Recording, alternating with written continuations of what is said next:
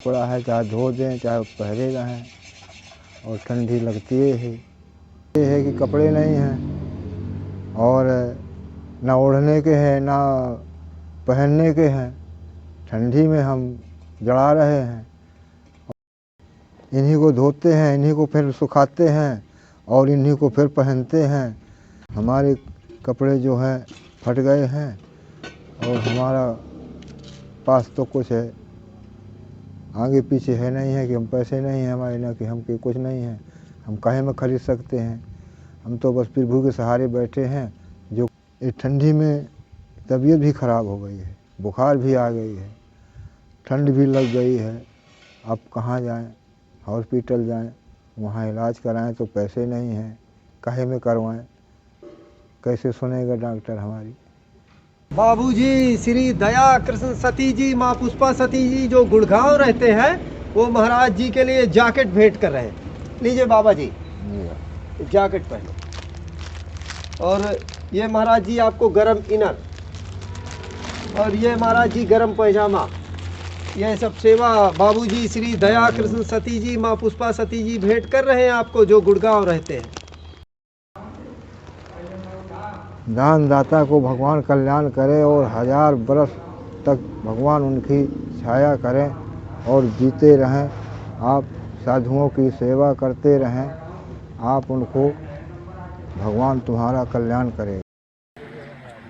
आइए महाराज जी विराजिए, आप भी घर बैठे दर्शन करिए और महाराज जी के श्री चरण हमारी कुटिया में पड़े। संत जनों की श्री राम कुटी संग्रामपुर कामदगिरी परिक्रमा मार्ग के पास महाराज जी का आगमन हुआ है। और धन्यवाद करिए एक बार फिर से सोशल मीडिया का कि आप घर बैठे साधु संतों के दर्शन कर पा रहे हैं।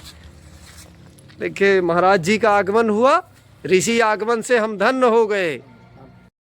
बाबूजी श्री दया कृष्ण सती जी माँ पुष्पा सती जी जो गुड़गांव रहते हैं वो महाराज जी लीजिए 10 किलो आटा। जय हो महाराज जी और कोने से रखिएगा ताकि पूरा आ जाए। हाँ रख देंगे। 10 किलो आटा। महाराज जी 5 किलो चावल। महाराज जी 5 किलो आलू। महाराज जी टमाटर थोड़े कम है रहने। महाराज जी 3 किलो शक्कर। शक्कर हमने बढ़वा दिया है क्योंकि महाराज जी शक्कर 3 किलो कह रहे हमें चाहिए। और महाराज जी 2 किलो अरहर की दाल। 1 किलो महाराज जी गुड़। महाराज जी 1 किलो देसी तेल।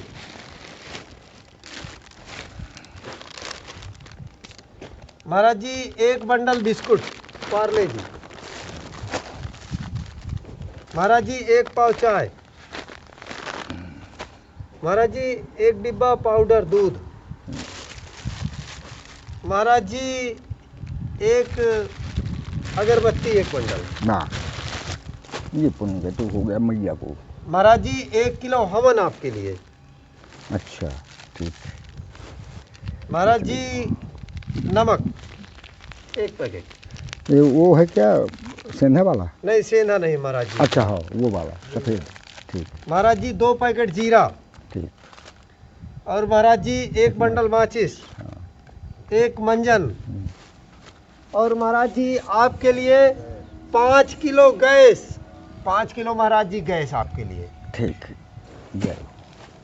और महाराज जी आपके लिए गरम इनर और गरम पैजामा। जय हो। ये हाँ पूछा था तो हमने बता दिया था उनसे। लीजिए महाराज जी इनर और पैजामा आप धारण करिए। ठीक। यह सब सेवा बाबूजी श्री दया कृष्ण सती जी माँ पुष्पा सती जी आपको भेंट कर रहे हैं जो गुड़गांव रहते हैं। जय हो प्रभु। हम ये कहना चाहते हैं प्रभु, और हम ये अपने आरे सोच रहे हैं बैठे बैठे, ये जो शिष्य है, ये हमारा जो एक कमलेश, ये प्रभु जो है इतना मेहनत और इतना ये न खाने का न पीने का कोई ध्यान नहीं, केवल साधु संतों की सेवा में ये दिन रात लगे रहते हैं। तो हम साधुओं का ये है कि इनका अखंड कल्याण हो, बाल बच्चे खुशी रहे, ऐसे रहे। और एक बात और भी है, अभी इनकी जगह पर प्रभु अगर किसी संत को अगर पद दे दिया जाए तो यहाँ कोई संत नहीं रुक पाएगा और न वो कर पाएगा। केवल कर पाएंगे तो जो भक्त होता है, वही संतों की सेवा, वही संतों की सेवा। ऐसा भक्त को भगवान हम आशीर्वाद देते हैं कि ऐसे भक्त भगवान को जो है भगवान अखंड कल्याण करे। और अगर ये जिस दिन नहीं करेंगे उस दिन हमारी ये आशा टूट गई। हम ये आशा करते हैं, अगर दूसरा कोई हो गया तो फिर यहाँ हम संत कहाँ दिखाई देंगे, वो हमको भगा देगा, वो नहीं टिकने देगा प्रभु। मगर ये कैसे कि हम जो कि दान पाते हैं, मगर ये प्रभु इतना ख्याल रखते हैं कि फ़ोन कर कर के बुलाते हैं कि महाराज जी आइए, महाराज जी आइए। इनको इतनी चिंता लगी है हम लोगों के लिए, संतों के लिए, असहायों के लिए, गरीबों के लिए, अंधों के लिए। ये मरे मिटे जा रहे हैं। और फिर अब जो हमारे अन्नदाता हैं, महाराज जी अब वीडियो हम जय हो प्रभु, खुशहाल रहो, अन्नदाता तुम्हारी जय हो, जय हो, जय हो प्रभु। प्रभु आप सदा खुश रहो, सुहागवती रहो, सौभाग्यवती। आपकी जो हैं पति वो दीर्घायु उम्र हो, बच्चे दिन दूना रात चौगुना बढ़ें, धन धान से खूब परिपूर्ण रहें। ये हमारा आशीर्वाद है प्रभु। और यही काम देखो हमारे लिए कितनी कितनी व्यवस्था आप किए हैं, है ना। इसीलिए हमने कहा कि भक्त भगवान आप हमारे ही सब कुछ। क्यों? हम स्वतंत्र हैं। और स्वतंत्रता इसलिए है कि हम जो प्रसाद ग्रहण करके तुम्हारा और ये प्रभु जो ईश्वर का नाम लेते हैं, ये तो हम ईश्वर से यही कहते हैं कि प्रभु हम जो नाम लेते हैं वो ये जो अन्नदाता है इनकी वजह से लेते हैं, यही हमारी देखभाल करते हैं। तो ईश्वर वो कार्य करना कि इनके ऊपर कोई बात ना आने पाए, जो हो तो हमको दे देना, हम लेने को बैठे हैं बदले में।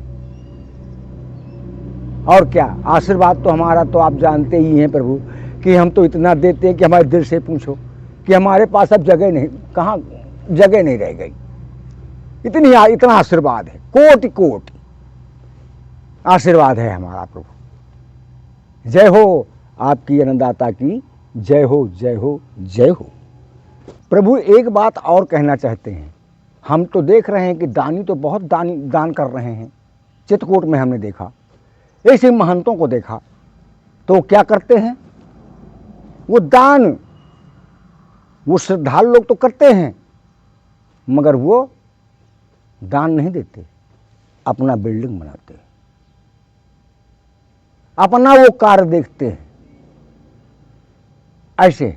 मगर हम ये कह रहे हैं कि जो श्रद्धालुओं से दान लेकर के अब दान नहीं करता है या दान देते नहीं बनता है, तो आकर के हमारे ये जो शिष्य हैं, ये कमलेश, इनसे आकर के सीख लें कि दान, दिया हुआ दान को कैसे क्या करना होता है। अगर उनको ज्ञान नहीं है तो ऐसा होना चाहिए जैसे ये हैं। दान देना तो ठीक है मगर उसका परिणाम, उसका हर चीज तो जानना जरूरी है कि इसका परिणाम क्या होता है। कल्याण के लिए देते हैं मगर वो चाहे कल्याण किसी का हो चाहे ना हो, अपना कल्याण हो, रख लिया। अब बैठे संत, अब बैठे गरीब और असहाय। तो यही कह रहे हैं कि संतों से और उन जो बैठे हैं महंत, उन महंतों से हम ये कह रहे हैं कि आकर के कमलेश से सीख लें कि दान कैसे किया जाता है, तब वो बताएगा। दान लोक कल्याण के लिए मिलता है, कल्याण के लिए, अपने दान कल्याण के लिए होता है, अपना घर बसाने के लिए नहीं होता कि ले लिया और लेकर के घर में बड़ी बड़ी बिल्डिंगें बनाना शुरू कर दिया। तो क्या है ये महाअघोर पाप। कितने का अंश, कितने गरीबों का जिसके लिए दे रहे हैं वो सिद्धार्थ है, उनका तो ठीक है, मगर वो जो हड़प करते हैं तो उनका क्या होगा। 84 लाख पे जाएंगे। समझा ना, चौरी बिल्कुल फिट पहुंच जाएंगे लघुत्तम पे 84 लाख पे। करोड़ों करोड़ों वर्ष हाँ, के लिए 84 लाख जब तक नहीं भोग लेगा तब तक कुछ होगा ही नहीं, नरक में पड़ा रहेगा वो। हमारा बस यही कहना है कि अगर एक साधु को अगर दिया जाता है, वो किया जाता है, वो तो हड़प कर लेगा, वो तो नहीं देगा। और ये है कि हम सब संतों से कह रहे हैं कि अगर श्रद्धालु देते हैं तो सबको, संतों को, ये सब गलत है, ये सब छोड़ दो, छोड़ दो ये सब। दान अगर दे रहे हैं, श्रद्धालु लोग दे रहे हैं, तो उनको एक शर्त के निमित्त मत करिए, उनको जो है तो सबको बांट करके और वो करके जो भी आए तो सबको दे दीजिए, तो सबकी आत्मा प्रसन्न होगी और सबका आशीर्वाद मिलेगा। ये हमारा कहना है। यहाँ हमने इनको देखा, कमलेश प्रभु को, ये कोई छिपाव नहीं है, जैसा जिसको हो तो लो, बुला बुला के, फोन कर करके बुलाते हैं। प्रभु ऐसा चाहिए, देखिए कितना पुण्य ले रहा है। अरे यार 4 दिन की जिंदगी है तो पुण्य ले लो, है काहे के लिए धर्म का मार्ग पकड़ रहे हो कि दानी दान कर रहे हैं, तुम घर बना रहे हो, हैं? एक व्यक्ति है, अब बोलो। इसलिए संत लोग सीख ले, अगर किसी को ज्ञान नहीं है तो आकर कमलेश प्रभु से सीख ले कि दान क्या होता है और कैसे ज्ञान उससे ले ले। ये हमारा कहना है, और ज्यादा नहीं कहूंगा कुछ मैं, जो गलती वह हो तो माफ करना। जय श्री राम। ये दान जो होता है यहां तक है कि जब प्राणांत आदमी का छूट जाता है, प्राण पखेरु से उड़ जाते हैं, चले जाते हैं जी, तब भी आदमी करता है ना, करता है। अगर ये न होता तो क्यों किया जाता, ये होता है क्यों। देखिए भगवान ने भी दशरथ का किया था, नहीं किया, वनवास तो हो गया था मगर किया है। हाँ 17 बार दान किया था, दिया, 19 बार दिया है ना, किया है ना। हाँ जी जी। हाँ, यही कहना 17 चाहते से हैं। 19 होता है बार ऐसा ही। दशरथ जी की मृत्यु के बाद 17 हाँ, से हाँ, 19 बार भरत जी ने हाँ किया। संपूर्ण दान किया था, किया है कि नहीं राजकोष। किया? हाँ 19 हाँ। बार राजकोष खाली कर दिया था पूरा। दिया है। जी जी सही कह रहे हैं आप। ये सही है। हाँ।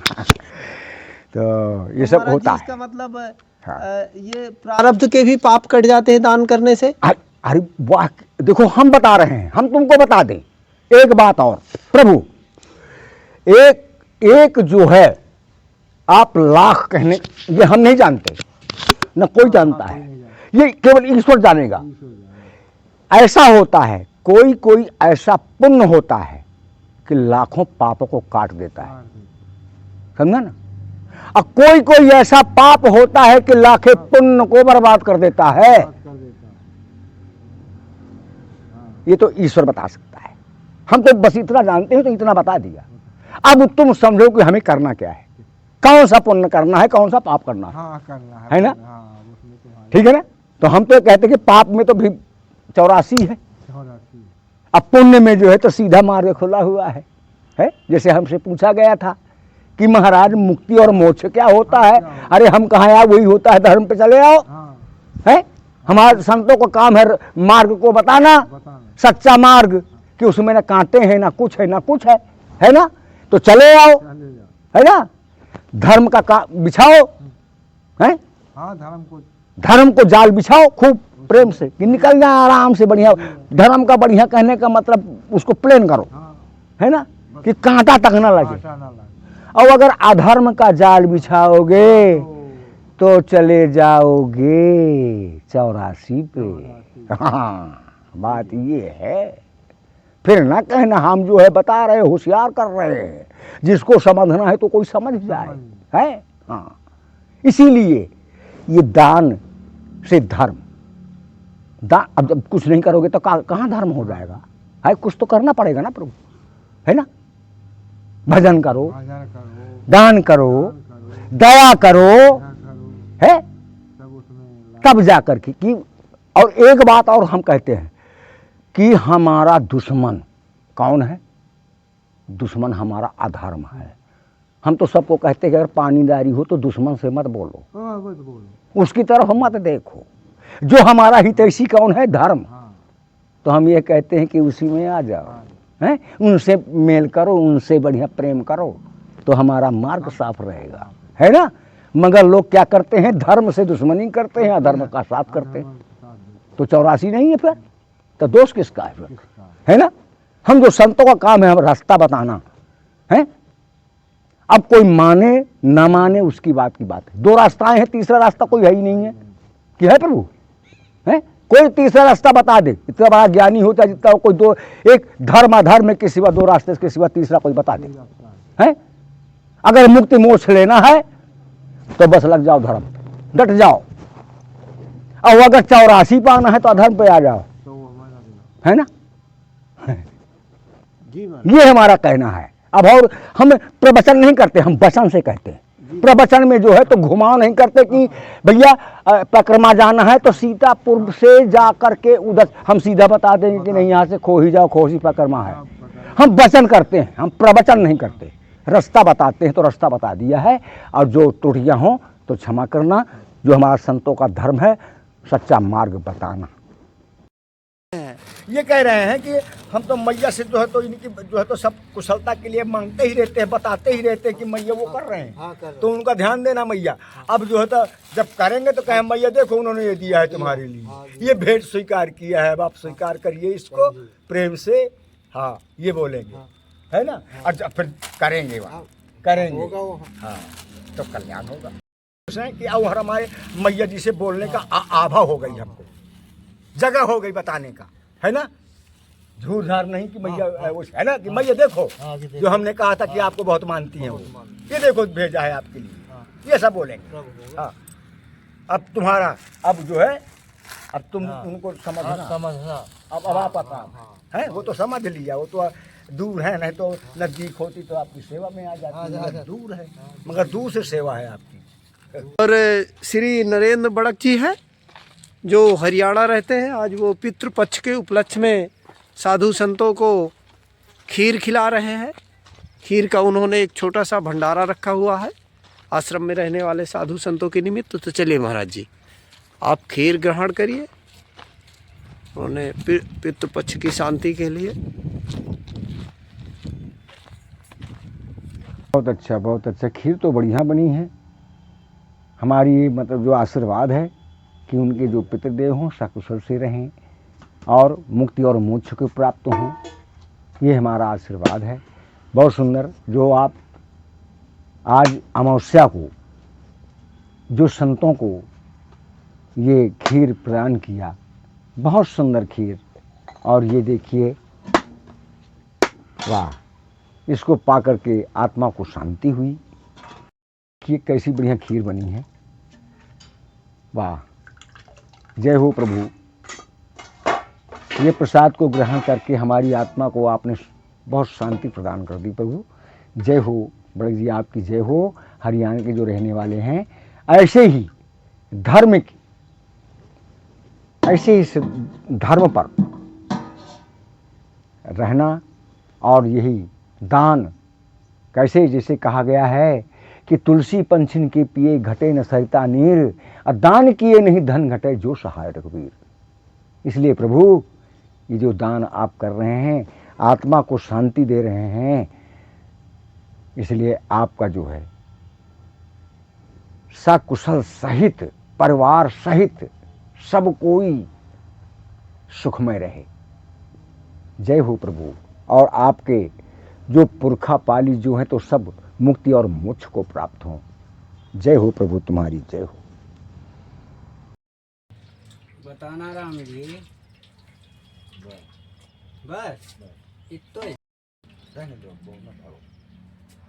और बाद में ले देना।